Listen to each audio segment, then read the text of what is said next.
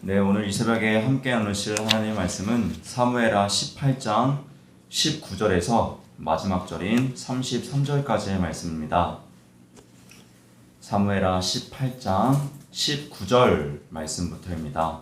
19절부터 33절까지의 말씀입니다.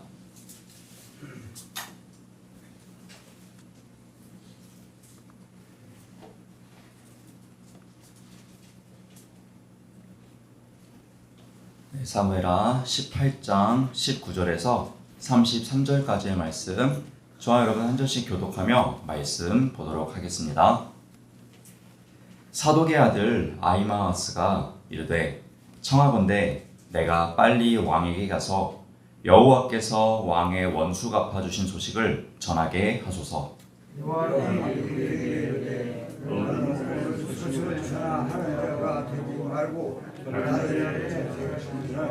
왕에게 내가 소식을 전하게 못하려 하고 요압이 구스 사람에게 이르되 내가 가서 본 것을 왕께 하리라 하매 구스 사람이 요압에게 절하고 다름질하여 가니 사독의 아들 아히마아스가 다시 요압에게 이르되 청하건대 아무도 우리가 또한 사랑하는 길을 따라 살리는 것에서 요압이 이르되 내 아들아들은 왜 살려가야 하냐 이 소식을 행하니 하마스는 너희 딸들이라 군고다리라 하되 그가 한사코 달려가겠노라 하는지라 요압이 이르되 그리하라 하니 아히마아스가 들길로 다름질하여 구스 사람보다 앞질러 가니라. 때에 다윗의 도사에 앉아있더라. 바수꾼이 성문 2층에 올라가서 들어보니 어떤 사람이 홀로 달려오는지라. 바수꾼이 외쳐 왕께 하려매 왕이 이르되 그가 만일 혼자면 그의 입에 소식이 있으리라 할 때에 그가 점점 가까이 오니라. 바수꾼이 먼저 한 사람이 있고 달려오는지라. 바수꾼이 이에 달려왔다. 왕이 이르되 그도 수를 가져오니라. 바수꾼이 이르되 내가 보기에는 앞선 사람의 다름질이 사독의 아들 아히마아스의 다름질과 같으니이다 하니 왕이 이르되 그는 좋은 사람이니 좋은 소식을 가져오느니라 하니라. 아히마아스가 외쳐 왕께 아뢰되 평강 없어서 하고 왕아 그래서 얼굴을 땅에 대고 절하며 이르되 왕의 하나님 여호와를 진짜하였다. 그의 손들어 내주 앞에가 하는 자들보다 네가 주시나이다 하니 왕이 이르되 젊은 압살롬은 잘 있느냐 아니라.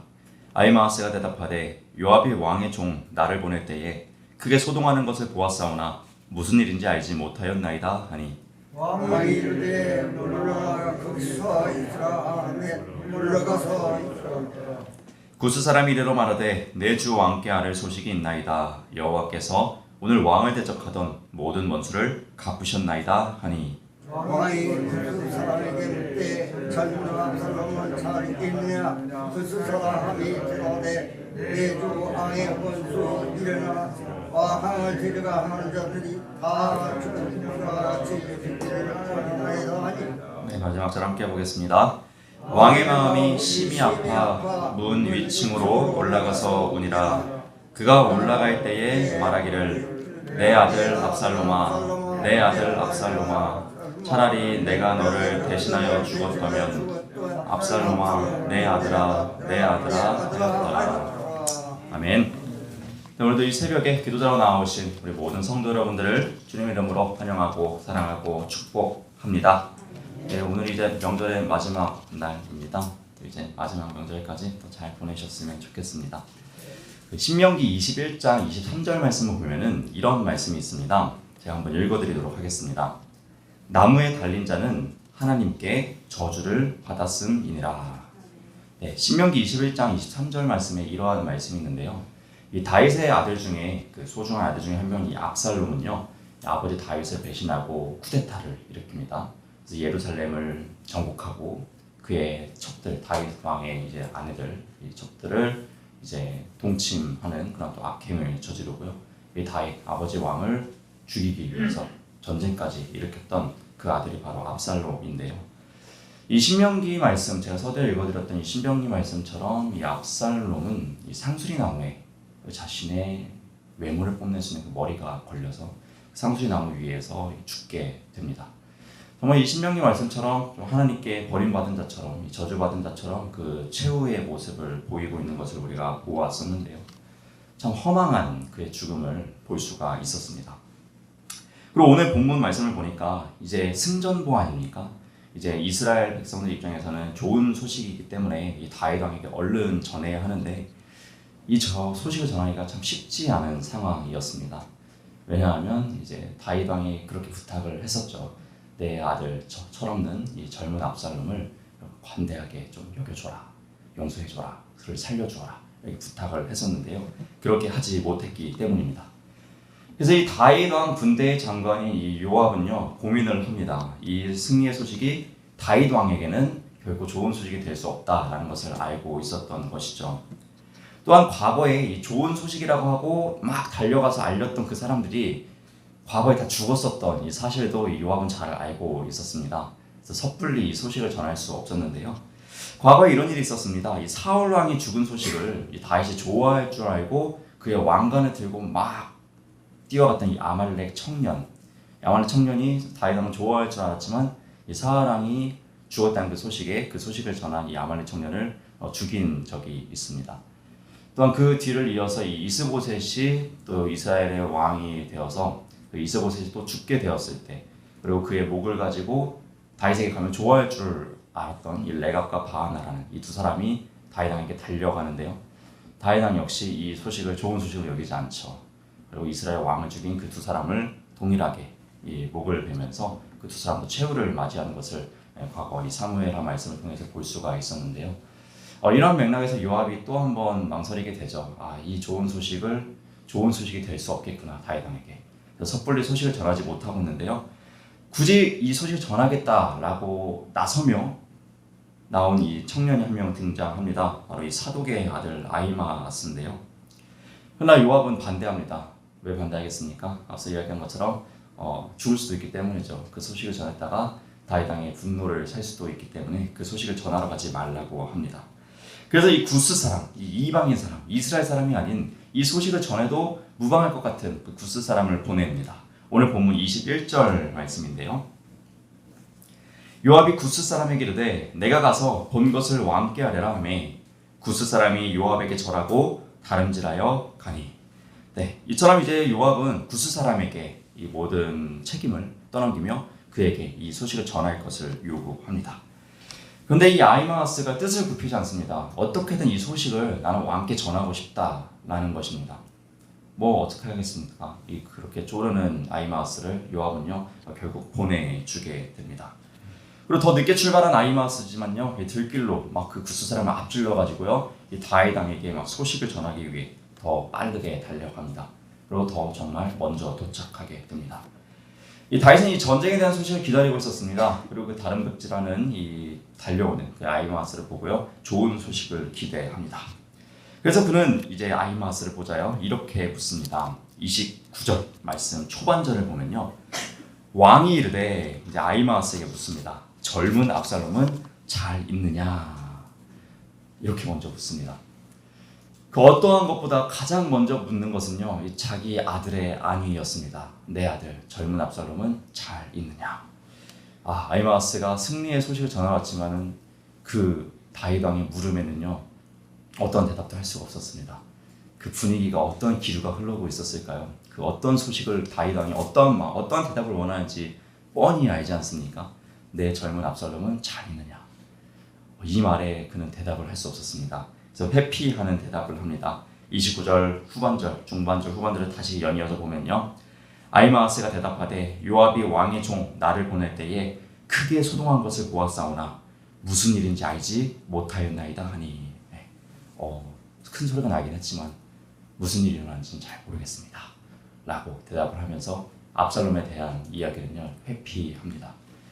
그러자 왕이 이제 물러가라고 합니다. 그러면서 이제 뒤이어 들어온 이 구스 사람에게요 또 동일하게 묻습니다. 32절 초반절 말씀입니다. 왕이 구스 사람에게 묻되 젊은 압살롬은 잘 있느냐? 그렇게 묻습니다.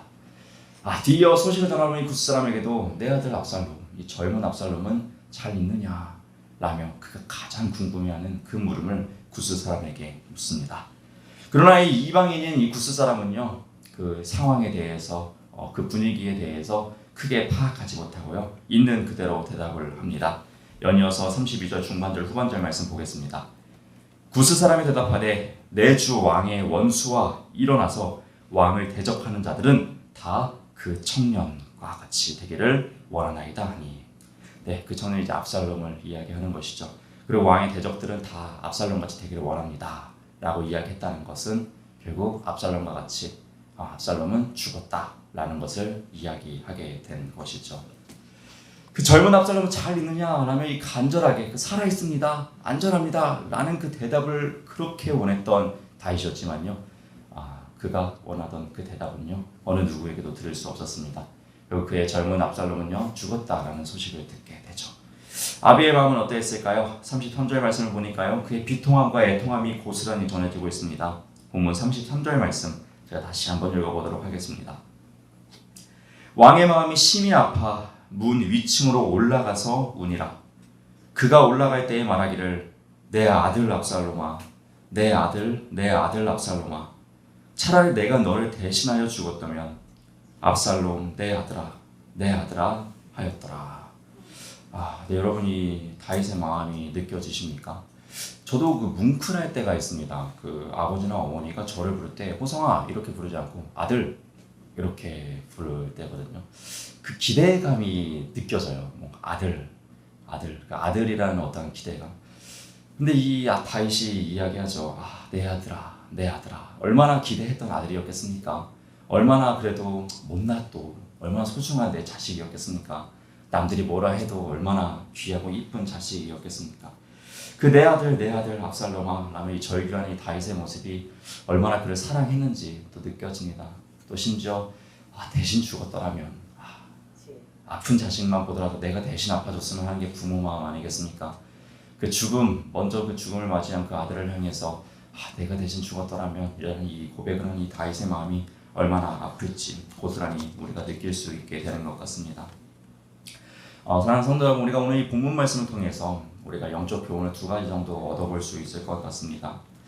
먼저는요, 이 진정으로 소중한 존재라면은 그가 하나님 품 안에서 진정한 영위와 평안을 누릴 수 있도록 우리가 인도해 줘야 된다는 것을 먼저는 발견하게 됩니다. 다윗은 정말 내 아들 압살롬, 그 젊은 압살롬의 안위를 물을 정도로 그 압살롬을 사랑했습니다. 진정으로 사랑하는 아들이라면 우리가 무엇을 해주는 것이 그에게 가장 큰 복일까라는 것을 생각해 보게 되죠. 그것은 정말 후회 없는 삶을 살게 해주는 것이죠. 하나님의 그 품 안에서 거하게 해주는 삶 아니겠습니까? 무엇보다 하나님이 원하시는 그 형통의 길로 나아가게 해주는 것이 소중한 사람을 위해서 해줄 수 있는 가장 좋은 방법 아니겠습니까? 그러나 안타깝게도 다윗은 압살롬을 사랑했지만 이 압살롬이 인생 마지막까지도 그가 하나님께 돌이키도록 그가 온전한 신앙의 길을 잘 갈 수 있도록 잘 인도해 주지 못한 안타까운 모습을 발견하게 됩니다. 그래야 그 결과 결국 그는 멸망의 길로 가게 되었고, 압살롬은 정말 서두에 읽었던 이 신명기 말씀처럼 하나님께 저주받은 자의 모습으로 그 삶의 마지막을 마감하게 되었다라는 것이죠. 이러고 때 우리는 참 도전을 받을 수 있겠습니다. 우리가 소중하게 생각하는 그라면, 사랑하는 정말 그라면 우리가 가장 해야 될 것은 그가 정말 하나님 안에 거하여서 하나님의 뜻대로 옳은 길을 따라가는 것 아니겠습니까? 우리가 사랑하는 그들, 소중한 그들이 정말 하나님이 원하시는 그 길을 나아갈 수 있도록 잘 이끌 수 있는 우리가 될 수 있도록 중보할 수 있는 그들이 될 수 있는, 또 중보할 수 있는 우리 모두가 되길 주님의 이름으로 부탁드립니다. 아멘. 또한 본문을 통해 발견하게 된 2번째 영적 교훈이 있습니다. 그것은 바로 이 다윗의 마음을 통해서 우리는 하나님의 마음을 발견하게 된다는 것이에요. 이 탕자의 아버지의 마음처럼 말입니다. 이 못나도 자식이고 정말 누군가 뭐라고 하더라도 내 눈에 넣어도 안 아픈 것이 바로 자식이라는 것이죠. 하나님도 마찬가지십니다. 우리가 아무리 죄 많고 연약하고 제대로 뜻대로 살아가지 못하는 것 같아도 그래도 하나님 우리를 내 아들아, 내 딸아 하면서 끊임없이 사랑하여 주시는 줄로 믿습니다. 그리고 이 다윗이 이야기했던 것처럼 내가 대신 죽었더라면이라고 고백했던 것처럼 하나님 역시도 죄 많은 우리를 위해서 대신 죽어주고 싶으신 심정, 그 죄값을 대신 치러주고 싶은 심정, 그리고 그 심정대로 정말 예수 그리스도를 이 땅에 보내서 우리를 죄를 위해 대속하여 주시는 그 놀라운 사랑을 보여주시고 그 놀라운 사랑을 확증하시는 구원의 사역을 보여주셨다라는 것입니다. 우리는 이 다윗의 마음, 이 입술의 고백을 통해서 또한 하나님의 마음을 발견하게 됩니다. 우리가 얼마나 하나님의 사랑을 받고 있는 자녀인지를 이 다윗의 고백이 압살롬이 아니라 바로 우리를 향하고 있다는 것, 그것을 발견하게 될 때 우리는 그 하나님의 무한한 사랑이 감격하게 될 것입니다. 오늘을 허락하여 주셨고 우리에게 똑같은 일상이지만 하나님의 은혜로 오늘도 살아가고 있음을 기억하시며 오늘도 기도자로 나오신 여러분들이 하나님께 온전한 사랑을 감사로 고백할 수 있는, 그리고 온전한 하나님의 사랑을 깨달을 수 있는 귀한 새벽의 시간이 될 수 있기를 다시 한번 주님의 이름으로 부탁드립니다. 아멘. 오늘도 이 새벽 기도자로 나오신 우리 모든 성도 여러분들을 다시 한번 주님의 이름으로 환영하고 사랑하고 축복합니다. 아멘. 기도하겠습니다. 사랑의 하나님, 우리에게 놀라운 사랑을 베풀어 주신 그 하나님께서, 우리 하나님께서 오늘을 허락하여 주신 줄로 믿습니다. 오늘도 귀한 장소와 모든 시간들을 허락하여 주셔서 주님 앞에 나아왔사오니 이 시간 주님께 드리는 이 모든 것들을 기뻐받아 주시옵소서. 사랑의 하나님 아버지, 압살롬의 사건을 통하여서 그리고 이 다윗의 마음을 통하여서 고백을 통하여서 여러 가지를 깨닫게 됐습니다. 하나님, 정말 소중한 그들을 위해서 우리가 할 수 있는 건 무엇이겠습니까? 정말 하나님의 품 안에 거하게 해주는 것 아니겠습니까?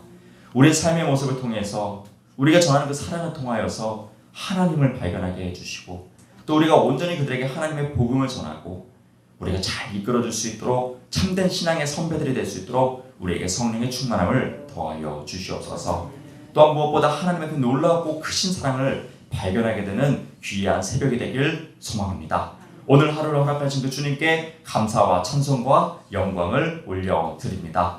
오늘을 부탁드리오니 주님 우리를 인도하여 주시옵소서.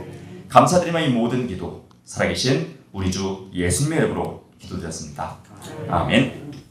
하늘에 계신 우리 아버지여, 이름이 거룩히 여김을 받으시오며 나라가 임하시오며 뜻이 하늘에서 이루어진 것 같이 땅에서도 이루어지이다.